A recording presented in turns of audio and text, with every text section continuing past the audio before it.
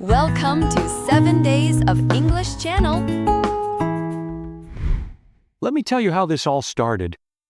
With coffee. Of course it did. It was one of those mornings where nothing felt right. My alarm went off at 6:15 a.m. and I immediately asked the ceiling, "Why are you like this?" No answer. Just silence and the soft hum of my mini fridge working harder than me. Still half asleep, I shuffled into the kitchen. Barefoot, mind you. Reached for the coffee pot, and in my infinite wisdom, grabbed it by the hot glass instead of the handle. You ever hear someone scream through clenched teeth? That was me. Hopping on one foot, waving my burned hand like I was casting out demons. Somehow, the pot tipped and a full 16 ounces, 0.47 liters, of boiling coffee cascaded across the counter, straight onto the floor, and into my only clean socks. I froze for a second. Not from the pain, but from the absurdity. My first reaction? Not anger, not panic. I actually laughed. Just one of those sharp, airless ha sounds. Because what else can you do? Then, and I'll never forget this part, I whispered out loud, at least I had coffee. Yeah, that was the first time I'd ever heard myself say something grateful that early in the day. It was weird. I stood there, dripping in caffeine and confusion, and just paused. No rushing, no yelling, just a slow breath and a half-soggy smile. That, my friend, was the moment something started to change. Why gratitude? And why now? I wasn't raised to be bitter, but I wasn't exactly raised to be thankful either. Not in the daily whisper to yourself kind of way. Growing up, gratitude was something you said during Thanksgiving, right before everyone dived into the mashed potatoes. You said it because you had to, not because you meant it, but somewhere in my late 20s, life decided to smack me around a bit. Job stress, a breakup, weird chest pains that turned out to be gas but still made me write a will. You know, adulthood. I was spiraling, always comparing, always complaining. The internet didn't help either. Scrolling through photos of people my age climbing volcanoes in Bali while I was Googling, "Can you eat expired yogurt if it smells fine?" And then came the coffee incident. That silly, clumsy moment cracked something open in me. Like when a stuck jar lid finally gives and you're like, oh, that's what it's supposed to feel like. So, I decided, just for fun, to try writing down one thing I was thankful for every day. Not big stuff. Not I'm thankful for the universe or I'm grateful for my health, even though, sure, yeah, those count. I wrote things like, my neighbor didn't park like a jerk today. Hot shower hit just right. Found $5 in my old hoodie. Simple stuff. Honest stuff. Stuff I would have missed if I wasn't paying attention. And here's the kicker. It started to feel good. Not just fake it till you make it good, but actual warm inside good, like finding French fries at the bottom of the bag. Enter Dave, my unexpected gratitude guru. Now, I can't talk about gratitude without talking about Dave. Dave is the kind of guy who thanks the vending machine when it actually drops his snack. We've known each other since freshman year. Bonded over bad dorm coffee and worse math grades. Dave's always been that annoying brand of optimistic. The guy who says, well, at least it didn't rain, when your car breaks down under a clear blue sky. One morning, we bumped into each other at the bus stop. I had bags under my eyes heavy enough to check at the airport. Dave looked like he'd just come from a yoga retreat. He handed me a travel mug and asked, "What are you grateful for today?" I blinked. "Excuse me?" He sipped. "You heard me. What's one thing right now you're glad exists?" I wanted to tell him to buzz off, but instead I mumbled, "I don't know. This coffee, I guess?" He grinned like I just won the lottery. Boom! That's it. You're already ahead of most people today. I didn't want to admit it, but he was right. That moment, just naming one good thing, shifted something. It didn't fix everything, but it cracked open the door. And once that door's open, man, it's hard to slam it shut again. Let me tell you about the summer I learned more from tomatoes than I did from 12 years of public school. I was 15, awkward, overdramatic, and firmly convinced that my destiny involved becoming a rock star, or, at the very least, a semi-famous YouTuber who reviewed soda flavors. But my parents had different ideas. And those ideas included sending me to stay with Grandpa for the summer while they reorganized the house, which, let's be honest, was code for, "We need a break from you." Now, Grandpa lived out in the sticks. Not full-on wilderness, but definitely the kind of place where if you hear a weird noise at night, it's either a raccoon or your cousin Todd testing fireworks again. There was no Wi-Fi, no AC. The nearest gas station was 6 miles, 9.66 kilometers, away. I was, in short, doomed. And Grandpa? The man was a machine. Woke up at 5, 0 a.m. sharp, ate a boiled egg, 2 slices of dry toast, and went straight into the garden like it owed him money. One morning, I dragged myself out to see what he was doing. He handed me a shovel, real casual, and said, "Today, we dig." I stared at that thing like it was a cursed object. "Dig what?" He grinned. "Rows, for the tomatoes. You'll thank me later." Spoiler alert. I did not thank him later. I dug 2 crooked trenches, got a blister the size of a quarter on my hand, and swore my back would never forgive me. At lunch, I slumped into the chair and declared, "This is child labor."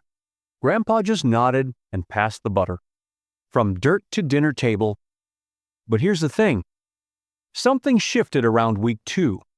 I started noticing stuff, like how the earth smelled after rain.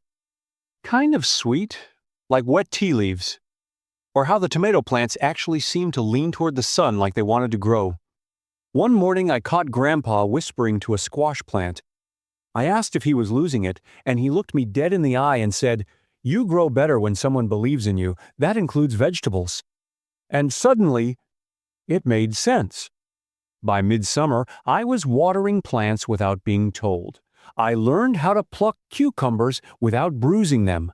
I got irrationally proud when the cherry tomatoes came in fat and sweet. I even caught myself saying thank you to a zucchini once, and I didn't hate myself for it. We'd sit on the back porch with plates of sliced tomato, fresh basil, and mozzarella, and Grandpa would raise his glass and say, "To dirt!"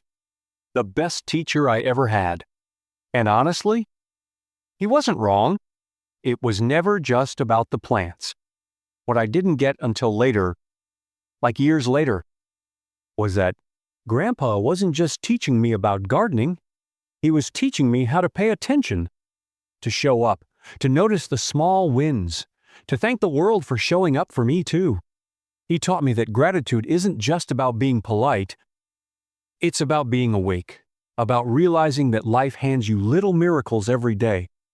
Like rain falling just when your plants need it, or a neighbor bringing over peach cobbler just because. I remember once we were planting green beans, and I asked, "Grandpa, how do you stay so content?" He looked at me, wiped sweat from his brow, and said, "Because every time I bend down to plant something, I remember, I get to do this. Not have to, I get to." And that hit me, like really hit me, in a way that no motivational poster ever could. They never tell you that your rock bottom might look like your childhood bedroom. Yep. Floral curtains, the poster of a space shuttle peeling off the wall, and a twin bed that squeaks if you so much as blink. At 28 years old, I had officially boomeranged back home. No job, no girlfriend, no plan, and no idea how things unraveled so fast. 6 months earlier, I'd been on top of the world, or at least on top of my rent. I had a marketing job at a startup in Denver, a nice apartment with a view of traffic I pretended was the mountains, and a girlfriend who didn't flinch When I said the words joint checking account, life was functioning. Then the layoffs came. Then the rent went. Then the girlfriend. Well, she didn't pack my stuff for me, but she made it clear the we part of "we'll figure this out" had expired. So there I was, lying in a bed that used to be 2 inches, 5.08 centimeters, longer when I was 12, staring at glow-in-the-dark stars on the ceiling, wondering if I was the punchline to a cosmic joke. The pancake breakdown. It was a Saturday. My little sister, she's 10 years younger and half my height, but smarter in every way, asked me if I wanted to make pancakes with her. I grumbled. She pushed. I snapped. I told her to leave me alone, that I wasn't in the mood for childish food. She just looked at me, hurt, quiet, and said, "You used to love pancakes. You said they were hugs you could eat." She walked away, and I sat there, angry, embarrassed, and honestly, kind of hollow. Who gets mad about pancakes? Later that night, Mom knocked on my door and said gently, "You don't have to be okay, but don't lose the part of you that still knows how to be thankful." I laughed. Like a dry, mean laugh. Thankful for what? Sleeping in a bed I outgrew? Having cereal with expired milk? She didn't argue. She just said, maybe start with the fact that you have a bed. Oof. Gratitude isn't a switch. It's a muscle. That night, I pulled out an old notebook from the closet. I hadn't touched it in years. It still had a doodle of Batman fighting a tornado on the cover. I opened to a blank page and wrote, "I have a bed." My mom still knocks instead of barging in. My sister still wants to make pancakes with me. It felt dumb, but it also felt better than doing nothing. So I did it again the next night, and the next. Some days, the list was 3 things. Some days it was just 1. Like, my hoodie still smells like her shampoo. And, yeah, that one stung a little, but it was real. And after about 2 weeks, something funny happened. I wanted to write in it. Like, genuinely. My eyes started scanning the day for good things, like I was on a treasure hunt. A stranger held the door for me at the store? Write it down. Dad left a sticky note on the fridge that said, "Hang in there? Write it down." The cat purred when I came into the room? Boom! Gratitude. Tiny wins, big impact. I remember one day, it had rained all night. The next morning, the sky was a weird golden gray, and steam was rising from the driveway. I stood outside with a cup of hot coffee and just existed for a minute. And I thought, this is it. This is something. I get to stand here. I get to be alive for this exact weird sky and this exact warm cup. And, yeah, maybe it was just weather. Maybe it was just caffeine. But in that moment, it felt like enough. That's what I've learned about gratitude. It's not a magic spell. It doesn't erase pain or fix your resume. But it does anchor you. It slows the spiral. It helps you say, yeah, today sucked. But this toast didn't burn, and I found my favorite socks, and my sister still wants to make pancakes. They say gratitude changes your perspective, which is true, but no one warns you how it starts changing how you see people. Like all people, even the ones who used to annoy the life out of you. After a few months of living back home, I finally landed a part-time job. Nothing glamorous. I was working at a print shop downtown, the kind that still does flyers for church bake sales and banners for high school graduations. My shifts were early and the pay was barely enough for a decent sandwich, but hey, it was something. One morning, a guy walked in, middle-aged, suit too tight, hair too gelled. He plopped a USB stick on the counter and barked, "I need 500 trifold brochures, single-sided, color on glossy."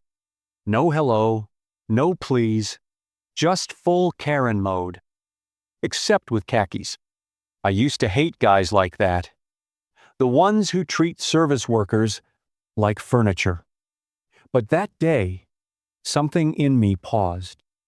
Maybe it was the notebook talking. Maybe it was the 3 hours of sleep. Either way, I took a slow breath and thought, what's his story? So I smiled, just a little, and said, "You got it, Glossy it is." He blinked, surprised, mumbled something like, "Thanks," and walked out. No big deal, right? But 20 minutes later, he came back with 2 cups of coffee. Hot too. Not the day-old stuff from the gas station. He handed me one and said, "Sorry, been a rough morning. I appreciate your help." And I swear, I felt like someone had just handed me a gold medal. Gratitude turns you into a noticer. It started happening more often.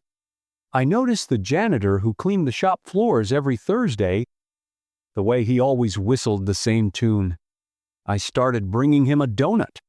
I noticed the woman at the bus stop every morning, reading a tattered copy of Little Women.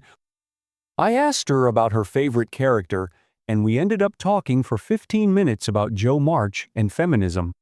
I noticed my dad, who quietly filled up my car with gas once a week like it was nothing, even though he was clearly working overtime to help keep things afloat.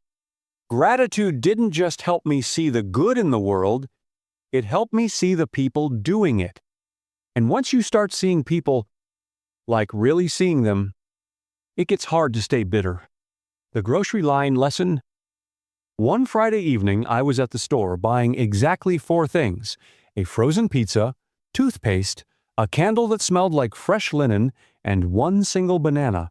The woman behind me had a full cart, overflowing even. She had 2 kids with her, one crying, the other doing parkour off the candy shelves. I could tell she was done with life.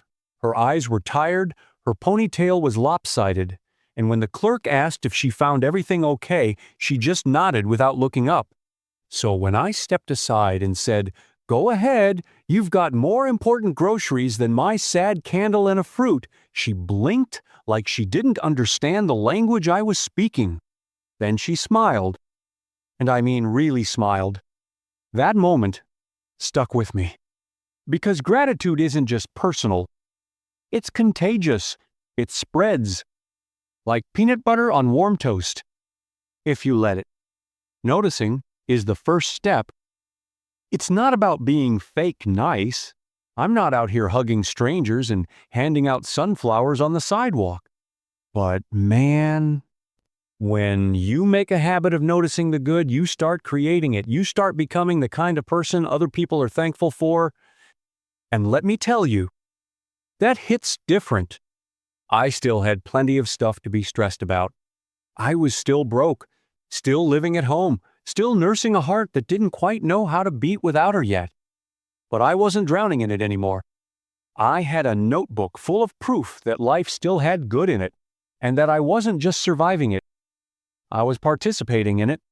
6 months after I moved back home, almost to the day, I packed up 3 suitcases, a duffel bag, and 1 box labeled, "Kinda important stuff I'll probably lose anyway." I was moving out. It wasn't a big place. Just a small apartment above a bakery that smelled like vanilla and regret. The ceilings were barely 7 feet high, 2.13 meters, and the water pressure in the shower was more of a suggestion than a stream. But it was mine. And let me tell you, there is nothing like that first night alone in a new place. The air feels different. The silence hums louder. You sit there on the floor, surrounded by half-unpacked bags and crumpled takeout wrappers, and think, okay, this is happening. I could have freaked out. Honestly, I almost did. My savings account had barely enough in it to cover 2 months of rent and maybe 1 emergency burrito. But instead of spiraling, I pulled out the notebook, the same one with Batman still on the cover, and wrote, "I moved. My back didn't break from the stairs. The guy at the bakery gave me a free cookie." Simple stuff, but real. When gratitude becomes a habit, not a rescue plan, In the beginning, I used gratitude like a life raft. When everything was sinking, my job, my relationship, my ego, I clung to it because it was the only thing that kept me afloat. But now it was something else. It was a practice like brushing my teeth or putting on deodorant, which, by the way, if you're over 20 and still skipping that step, we need to talk. I didn't just write lists at night anymore. I started saying it out loud, in the car, in line at the store, under my breath after finding a pair of clean socks on laundry day. I'd mutter, "Thank you," like a weird little ritual, and no, I didn't always know who I was thanking.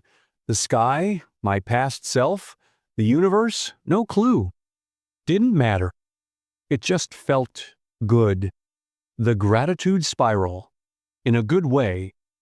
What no one tells you is that gratitude snowballs. You start by being thankful for your coffee. Then you notice how nice the barista was. Then you think about how someone probably trained them to be that kind. And suddenly, you're sitting in your car crying about how beautiful human connection is while sipping a $3 vanilla latte. It sneaks up on you. Gratitude makes you softer. In the best way. It makes you forgive people faster, makes you judge less, makes you pause before rolling your eyes when someone's being annoying. Because maybe they're just tired, or hurting. Or maybe they just really like being loud in public and that's their whole personality, who knows? The point is, you start choosing kindness faster.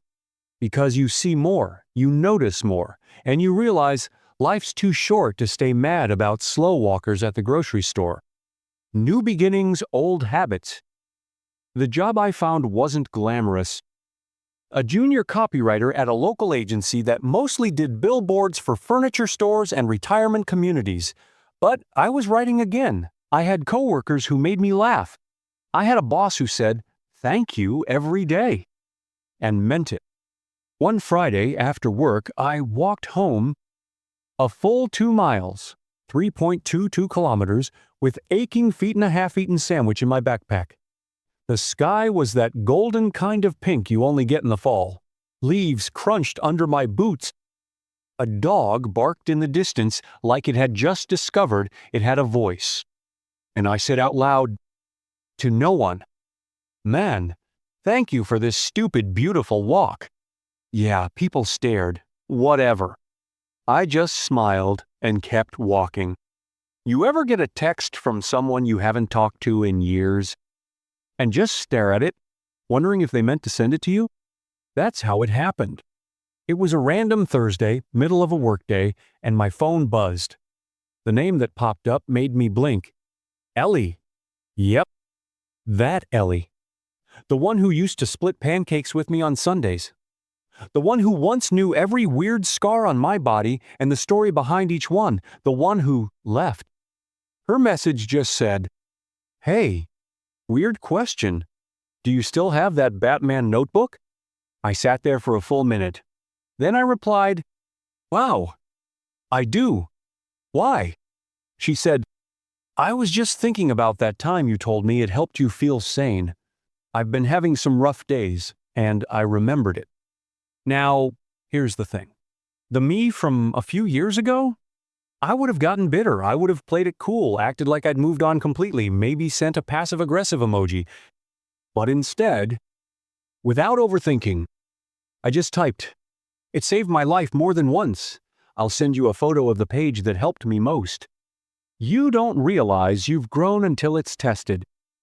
That exchange, simple as it was, showed me something I hadn't noticed.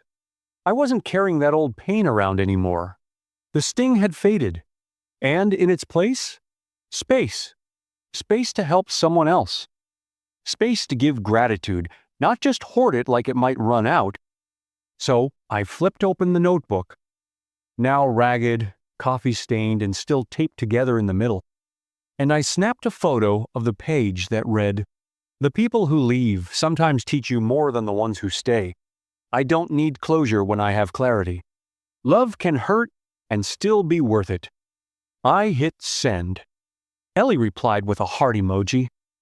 And nothing else. And that was enough. You don't always get closure. You get growth. Here's what I've learned about gratitude. It doesn't mean pretending everything's fine. It's not about slapping a smile on a broken heart or acting like betrayal didn't cut deep.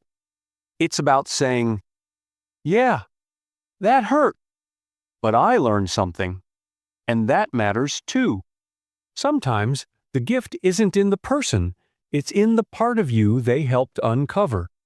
I think that's why gratitude hits different the older you get. Because life gets messier, more complicated, and you start to realize that the things you didn't get might have been dodged bullets, or necessary redirections, or just parts of the puzzle that needed to be shaken loose. And you get to say thank you even for the hard chapters. Not right away, not always gracefully, but eventually, gratitude is also about legacy. I started thinking about Grandpa again, about how he thanked the soil every time he planted something, about how he never once told me to be grateful. He just was, and let that speak louder. And I realized he gave me more than tomatoes and back pain. He gave me a blueprint. So I started doing little things. I left thank you notes for the bakery downstairs. I texted my mom every Sunday morning. Just a simple, thanks for not giving up on me. I mailed Grandpa a photo of my sad little balcony garden with the caption, still learning. And when my little sister came to visit and said, you got any pancake mix? I said, I've got 3 kinds. Pick your weapon. You know what's harder than being grateful when life sucks? Being grateful when life's actually going okay. I'm serious. When things are falling apart, gratitude feels like a rope. Like, okay, this hurts, but at least I have something to hold on to.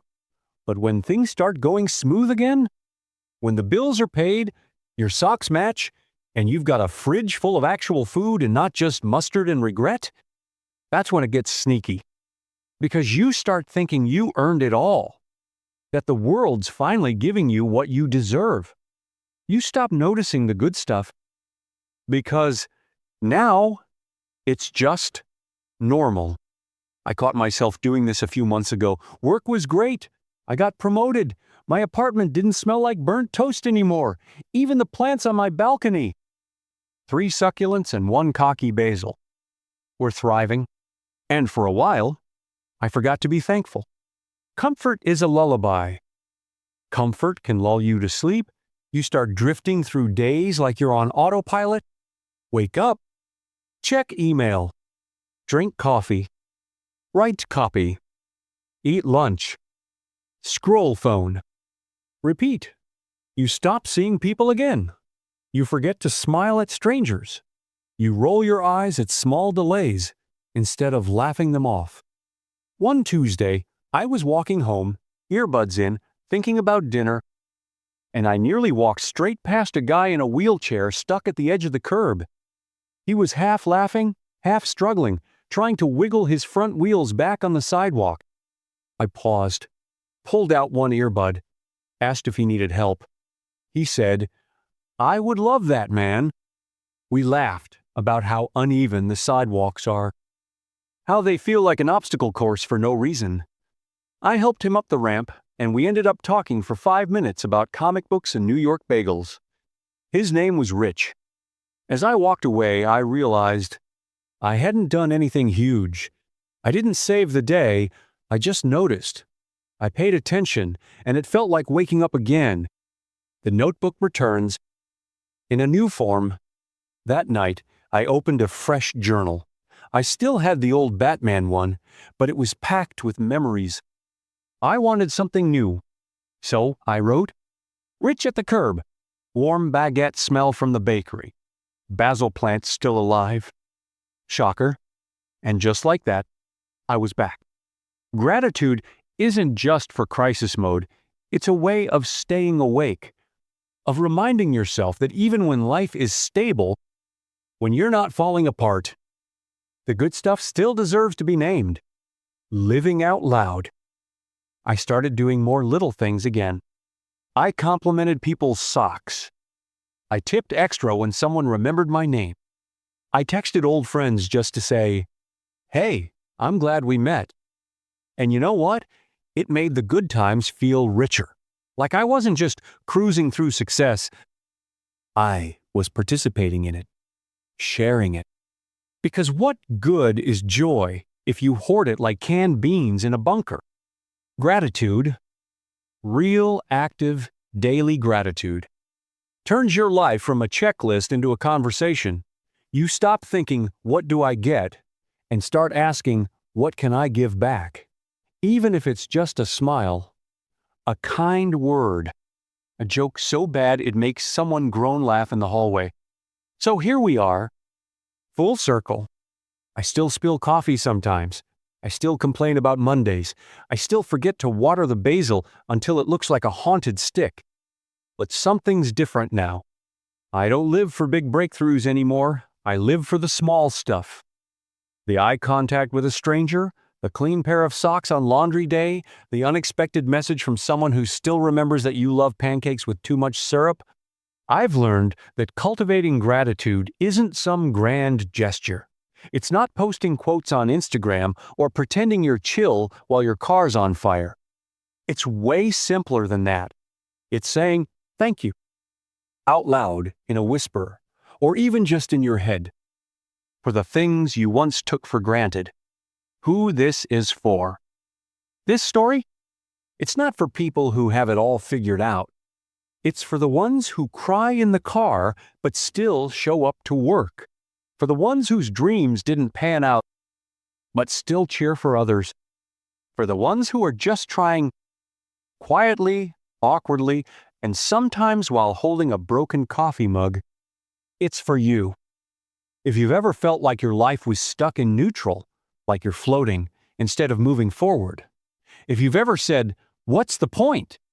and then found one by accident while folding laundry or watching birds fight over breadcrumbs. It's for all of us who've learned, or are still learning, that gratitude doesn't fix everything, but it does change how we carry it. So what now? You don't need a perfect notebook. You don't need the right moment. You just need to start right now. Look around. Name one thing. Just one. Say it out loud, even if it's silly. "This chair is comfy. My phone didn't die today. My cat blinked at me like I'm worth something." Boom. That's the seed. Water it tomorrow, then the next day. And if you forget for a while, that's okay. Just come back. Gratitude doesn't hold a grudge. Thank you truly if you made it this far. Through the coffee spills, the basement nights, the awkward thank yous, and the tiny wins. Thank you. For real. Thanks for listening to one guy's messy, mildly embarrassing, hopefully honest story about trying to become a little more human, one grateful thought at a time. If it made you laugh, or made you pause, or just made you want to say thank you to your toaster, then do me a favor. Click like, share this with someone who needs it, and hit that subscribe button. Because somewhere out there, someone's having their coffee in the sock moment, and your kindness might just be the thing they remember.